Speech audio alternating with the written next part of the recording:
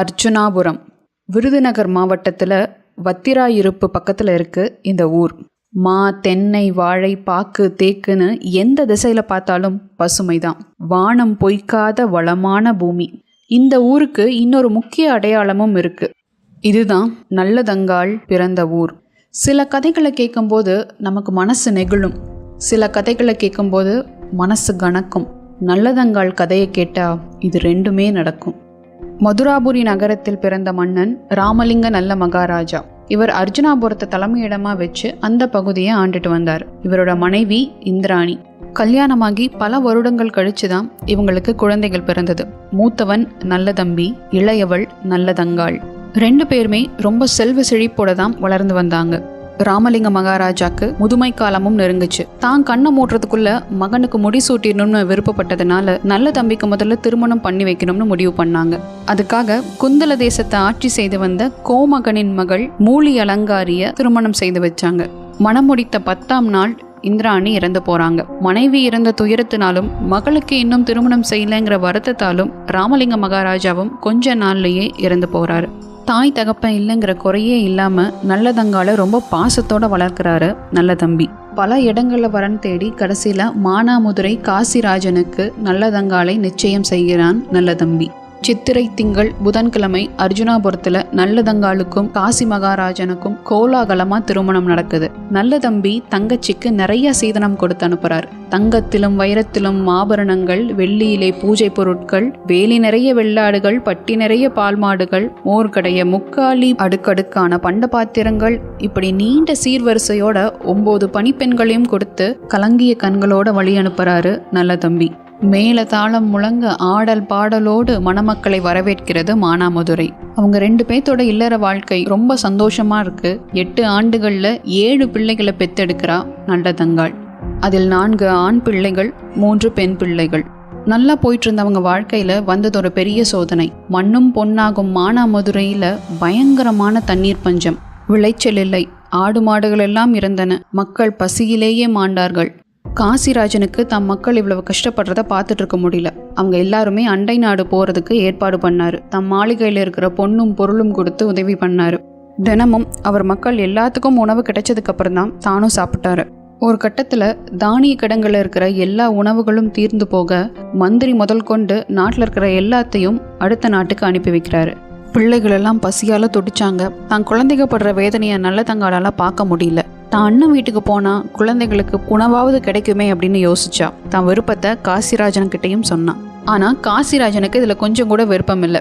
நான் இந்த நாட்டுடைய அரசன், நாட்டுக்கு என்ன நிலைமை வந்தாலும் நான் இந்த நாட்டை விட்டு வரக்கூடாது. நீ வேணா குழந்தைகளை கூட்டிட்டு உன் அண்ணன் வீட்டுல போய் கொஞ்ச நாள் இருந்துட்டு வா அப்படின்னு சொல்லி வழி அனுப்பி வைக்கிறான். நல்லதங்காலும் குழந்தைகளுக்கு உணவு கிடைக்கும் அப்படிங்கிற சந்தோஷத்துல அவன் அண்ணன் வீட்டை நோக்கி நடக்க ஆரம்பிக்கிறா. காடு மேடெல்லாம் கடந்து மதுரை வனாந்தரத்துக்குள்ள நுழையிறா. அதுக்கப்புறம் அவளுக்கு போறதுக்கு வழி தெரியல. அங்க இருக்கிற மரத்தடியில இளைப்பாடுறா. பசி பசின்னு கதற தன் குழந்தைகளை பார்த்து நல்லதங்காள் வாய் விட்டு அழறா.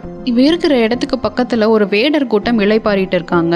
ஒரு பெண் அழும் குரல் கேட்டு அந்த இடத்துக்கு வந்து இவளை யாரு என்னன்னு விசாரிக்கிறாங்க. தலைவெறி கோலமா பசியில மெலிஞ்சு போய் யாருனே அடையாளம் தெரியாத அளவுக்கு இருக்கிற நல்லதங்காளை பார்த்து அந்த வேடர் குல தலைவன் வாய்விட்டு அழறான். அது வேற யாரும் இல்ல, நல்லதம்பி. தன் நாட்டு மக்களை துன்புறுத்துற ஒரு புலிய வேட்டையாடுறதுக்காக வந்திருப்பான். நடந்தது எல்லாத்தையும் நல்லதங்காள் அவன் அண்ணன் கிட்ட சொல்றா. சரி, நான் வந்த வேலை முடியறதுக்கு 2 நாள் ஆகும். நீ முதல்ல பிள்ளைகளை கூட்டிட்டு அரண்மனைக்கு கிளம்பு. அங்க அண்ணி உனக்கு வேணுங்கிறதெல்லாம் செய்வா அப்படின்னு சொல்லி தம் பரிவாரங்களோட நல்லதங்காளை வழி அனுப்பி வைக்கிறான் நல்லதம்பி. அங்க அரண்மனை மாடத்துல பெண்கள் எல்லாம் தனக்கு சேவகம் செய்ய உட்கார்ந்துட்டு இருக்கா மூலி அலங்காரி. பேரே எவ்வளோ பயங்கரமா இருக்கு இல்லைங்க. குணமும் அப்படித்தான். இவளுடைய தம்பி செந்திலபதி காட்டுல இருந்து அவசரமா வந்து இவகிட்ட விஷயத்த சொல்லிடுறான். இதை கேட்ட உடனே மூலிக்கு பயங்கரமா கோவம் வந்துடுது. ஓ, அவ திரும்பவும் வந்துட்டாளா, இங்க இருக்கிற சொத்தெல்லாம் எடுத்துட்டு போக வந்துட்டாளா அப்படின்னு சொல்லி பணிப்பெண்கள் எல்லாத்தையும் அரண்மனைக்குள்ள போக சொல்றா. சமைச்சிருக்கிற உணவு எல்லாத்தையும் பாதாளத்துல கொண்டு போய் மறைச்சு வைக்கிறா. தானும் போய் ஒரு மூலையில படுத்துக்கிறா. நல்லதங்காள் அரண்மனைக்குள்ள நுழையும் போதே அரண்மனை வாயில் அடைச்சிருக்கிறத பார்த்து அங்க ஏதோ தப்பா இருக்குது அப்படின்னு அவளுக்கு தோணுது. கதவு கிட்ட போனதும் பிள்ளைகள் அழுகுது, காலெல்லாம் கடுக்குது, கதவை திறங்கன்னு கதவை தட்டுறா. ஆனா யாருமே திறக்கல. ஈஸ்வரனே, என் பிள்ளைகள் பசியார கதவு திறவாயோ அப்படின்னு கத்தரா. கதவுகள் தானாக திறந்தன. உள்ள போனவ மூலி படுத்திருக்க இடத்துக்கு போறா. அண்ணி, என் பிள்ளைகள்லாம் பசியில துடிக்குது, ஏதாவது சாப்பிட்றதுக்கு கொடுங்க அப்படின்னு கேட்குறா. உடனே மூலி, நானே ரொம்ப உடம்புக்கு முடியாம படுத்திருக்கேன். காட்டுக்கு வேட்டையாட போனவங்க அண்ணன் நல்லபடியா படைகளோட திரும்பி வரணும்னு இங்க நாங்க எல்லாருமே விரதம் இருக்கிறோம். அதனால அரண்மனையில் எதுவுமே சமைக்கல அப்படின்னு சொல்றா. அதுக்கு நல்லதங்காள், சரி அண்ணி, அண்ணன் வர வரைக்கும் நான் பசிய பொறுத்துக்கிறேன். ஆனா குழந்தைகளுக்காவது ஏதாவது கொடுங்க, கொஞ்சம் அரிசியாவது கொடுங்க, என் குழந்தைகளுக்கு நான் சமைச்சு கொடுத்துக்கிறேன் அப்படின்னு கேட்கிறான். அதுக்கு மூலி, உனக்கு தெரியாது, இந்த நாட்டிலயும் கடுமையான பஞ்சம், விளைச்சலே இல்ல, அரிசிக்கு எங்க போறது, கொஞ்சம் கேழ்வரகு வேணா தரேன், அதை உன் பிள்ளைகளுக்கு கொடு அப்படின்னு சொல்லி தன் பணிப்பெண்களை அவளோட அனுப்பிச்சு வைக்கிறான். கூடவே ஒரு பணிப்பெண் கிட்ட அவளுக்கு பச்சை மட்டையும் ஓட்ட பானையும் கொடு அப்படின்னு சொல்லி அனுப்புறான். நல்லதங்காள் எப்படியோ கஷ்டப்பட்டு அந்த கேழ்வரகெல்லாம் அரைச்சு கஞ்சி காய்ச்சறதுக்காக அடுப்பை பத்த வைக்கிறா. அடுப்பு எரியவே மாட்டேங்குது. அன்னபூர்ணி தாயே, நான் பத்தினிங்கிறது உண்மையா இருந்தா இந்த அடுப்பு எரியணும் அப்படிங்கிறா. அடுப்பு கொழுந்து விட்டு எரியுது. இதை பார்த்துட்டு இருந்த பணிப்பெண் பயந்து போய் மூலிக்கிட்ட எல்லா விஷயத்தையும் சொல்றான். மூலிக்கு பயங்கர கோபம். நல்லதங்கால் இருக்கிற இடத்துக்கு வரா. இந்த அரண்மனையிலிருந்து எடுத்துட்டு போன செல்வங்கள்லாம் பத்தாதுன்னு இப்ப அரண்மனையே கொளுத்த பாக்குறியா அப்படின்னு சொல்லி அந்த கஞ்சி கொதிச்சுட்டு இருந்த பானையை தன் காலால எட்டி உதைக்கிறா. இந்த பானை கீழே விழுந்து கஞ்சி எல்லாம் வழிஞ்சோடுது. பாவம், பசியில் இருந்த குழந்தைகள் தரையில ஓடுற கஞ்சியை வழிச்சு குடிக்கிறாங்க. நல்லதங்காளுக்கு இந்த காட்சியை பார்க்க சகிக்கல. இனியும் இங்கிருந்து அவமானப்படக்கூடாதுன்னு சொல்லி பிள்ளைகளை இழுத்து காட்டுக்குள்ள போறா. பாழும் கிணத்தை தேடி போறா. அண்ணன் வந்து அடையாளம் தெரியணுங்கிறதுக்காக வழியெல்லாம் ஆவாரஞ்செடிகளை உடைச்சு போட்டுக்கிட்டே போறான். ரொம்ப தூரம் போயாச்சு, எந்த கிணறுமே கண்ணுக்கு தட்டுப்படலை. அப்போ அங்கே ஒரு 3 பேர் ஆடு மேய்ச்சிட்டு இருந்தாங்க. அவங்க கிட்ட ரொம்ப தண்ணி தாகமா இருக்கு, பக்கத்தில் எங்காவது கிணறு இருந்தா பார்த்து சொல்லுங்க அப்படிங்கிறா. அதுல ஒருத்தர், அங்க ஒரு கருப்பராயன் கோவில் இருக்கு, அதை தாண்டி போனேன்னா ஒரு கிணறு வரும் அப்படின்னு சொல்றா. அந்த இடத்துக்கு போய் சேர்றதுக்குள்ள பிள்ளைகள் எல்லாம் பசி மயக்கத்திலேயே தூங்கிட்டாங்க. அந்த சமயத்துல அவளுக்கு அழையா விருந்தாளியா எந்த வீட்டுக்கும் போகக்கூடாது அப்படின்னு காசிராஜன் சொன்னது ஞாபகத்துக்கு வருது. அவன் பேச்சை கேட்காம இங்க வந்தது எவ்வளவு பெரிய தவறு அப்படின்னு தன்னை தானே நொந்துக்கிறான். தன் தாலியை கழட்டி கணவன் கண்ணில் படுற மாதிரி கிணத்து மேட்டில் வைக்கிறான். கிணத்த 3 சுத்தி வர்றா. இதுதான் சரியான சமயம், குழந்தைகள் முழிச்சுக்கிட்டா அவங்கள கொல்றதுக்கு மனசு வராதுன்னு சொல்லி தன்னுடைய ஒவ்வொரு பிள்ளைகளா தூக்கி கிணத்துல போடுறான். இந்த சத்தம் கேட்டு முழிச்சுக்கிட்ட மூத்த மகன் தப்பிச்சு ஓட முயற்சி பண்றான். அம்மா, என்னை மட்டுமாவது விட்டு விடு, இந்த வம்சத்து பேர் சொல்ல நானாவது எஞ்சி இருக்கேன் அப்படின்னு கெஞ்சுறான். கடைசியில் அவனையும் பிடிச்சு கிணத்துக்குள்ள தள்ளிட்டு தானும் அதுக்குள்ள குதிக்கிறான். நல்லதங்காலும் 7 பிள்ளைகளும் இறந்து மிதந்தார்கள்.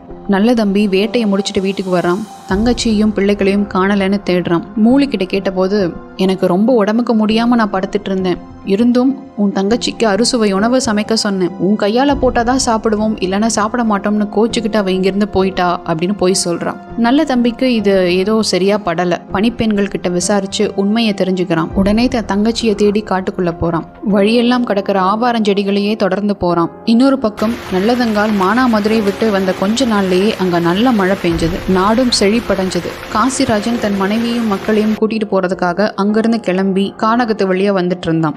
நல்ல தம்பி கிணத்து பக்கம் வர்றதுக்கும் காசிராஜன் அங்க வந்து சேர்றதுக்கும் சரியா இருந்தது. கிணத்துக்குள்ள அவன் தங்கையும் அவளது பிள்ளைகளும் பிணமா மிதக்கிறத பார்த்து கதறி கதறி அழுகிறான். அவங்கள வெளியில எடுத்து ஈம காரியங்கள் எல்லாத்தையும் முடிக்கிறான். இத்தனைக்கும் காரணமான மூலி மேல அவனுக்கு பயங்கரமான கோபம் வருது. அவளை மட்டும் இல்ல, அவள் வம்சத்தையே அழிக்கணும் அப்படின்னு சபதம் எடுக்கிறான். அரண்மனைக்கும் போகிறான். அங்க ஒண்ணுமே நடக்காத மாதிரி இருக்கிற மூலியை பார்த்து, ஒரு துக்கம் நடந்த வீட்டுல தான் நல்லதும் நடக்கணும், உன் தம்பி செந்திலபதிக்கு திருமணம் நடத்தி வைக்கலாம், உன் சொந்தக்காரங்க எல்லாத்தையும் வர சொல்லு அப்படின்னு சொல்றான். மூலிக்கு ஒரே சந்தோஷம். திருமண ஏற்பாடுகள்லாம் நடக்குது.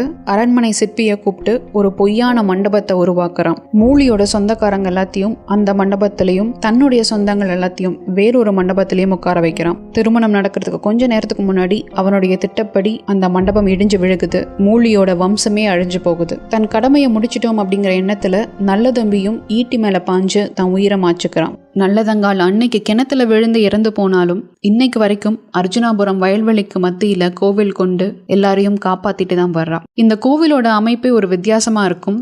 கோவிலுடைய கருவறையில நல்லதங்காலுடைய சிலை கம்பீரமா வடிவமைக்கப்பட்டிருக்கும். ஒரே கல்லுல 7 குழந்தைகளோட சிலை இன்னொரு சந்நிதியில அமைக்கப்பட்டிருக்கு. பக்கத்திலேயே நல்லதம்பிக்கும் ஒரு சிலை இருக்கு. ஒவ்வொரு வருடமும் ஆடி மாதம் நல்லதங்காலின் வழித்தோன்றல்களாக இருப்பவர்கள் இங்கே வந்து விழா எடுத்து சிறப்பு பூஜைகள் செய்வார்கள்.